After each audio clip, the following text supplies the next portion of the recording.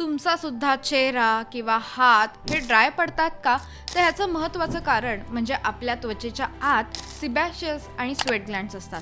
कारण हे जे सिबॅशियस आणि स्वेट ग्लँड्स आहेत ते आपल्या स्किनचं किंवा आपल्या बॉडीचं जे टेम्परेचर आहे आणि जे मॉइश्चर आहे हे कंट्रोल करण्याचं काम करत असतात.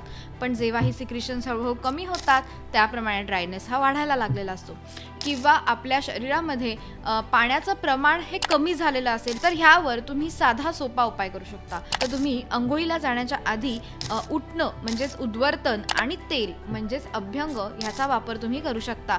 15 ते 20 मिनटं अंगाला उठणं लावायचं आहे आणि त्यानंतर तुम्ही तेल सुद्धा लावायचं आहे. आपलं जे तिळाचं तेल आहे याने शरीराला मसाज करायचं आहे. यामुळे जर तुमच्या ग्लँड्स स्वेट ग्लँड्स आणि सिबॅशियस ग्लँड्स जर ब्लॉक्ड असतील तर त्या क्लिअर व्हायला उपयोग होणार आहे. त्यामुळे तुमच्या त्वचेला जो येणारा ड्रायनेस आहे तो कमी व्हायला नक्की उपयोग होईल.